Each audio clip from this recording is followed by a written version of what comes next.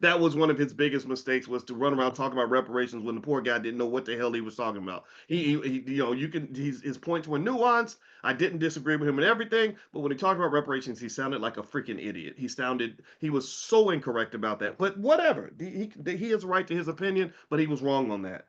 But again, if he had debated grown men and grown women instead of like children, someone would have explained that to him. But anyway, but he didn't deserve what he got. I'm going to stand on that 100%. All right, so moving on. So she says that when you build something, they take it from you. So here's something you got to understand about competitive economic warfare.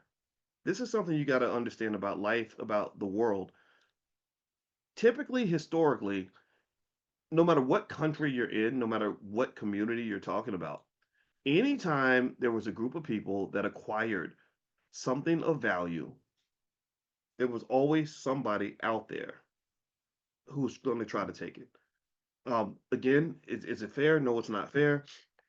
But if you look at the history of most countries, most wealthy countries, there was a point where they had to defend what they had.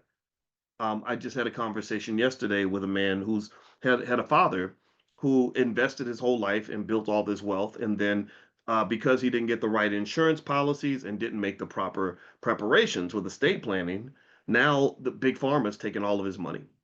So really, at the end of the day, what's really true is that when you talk about wealth, there's four stages. Write it down if you don't know it yet. Number one, figure out where the wealth is located.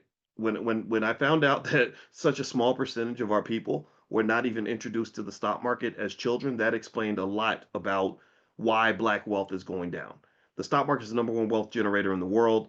If the majority of black people are not being introduced to it at an early age and being told that this is a mandatory thing to participate in the stock market, then of course you're not going to have any wealth. That's where the money's at. If you want to know a big rule of getting money is go where the money is. Don't go where the money's not. If you want to grow flowers, don't go to the desert. Don't go to Alaska. You go to a garden. You go to the botanical whatever. You go into the greenhouse. That's where you grow the green is in the greenhouse. So the money's green. You want to grow the green. Go to the greenhouse. Go to the go to the fertile land. Go to the place where things grow. Don't go to the place where things die. Money dies in many of the economic deserts that we go into.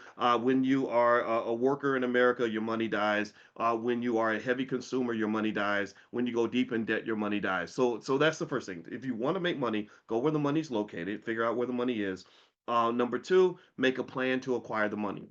Success doesn't typically happen by accident. Wealth certainly doesn't happen by accident. Wealth tends to happen when there's a plan and the plan is executed over a long period of time. They call that the wealth accumulation process. Wealth accumulates the same way snow accumulates, the same way a baby grows, the same way that you accumulate miles if you're a marathon runner, or if you're driving a car, you accumulate miles because distance equals rate times time. So you take 50 miles an hour, you drive 10 hours, you cover 500 miles. Wealth is built on the same mathematics as driving a freaking car down the road. But to get down the road, you got to get in the damn car, you got to start driving, and you have to have a map to know where you want to drive to. Wealth is exactly the same.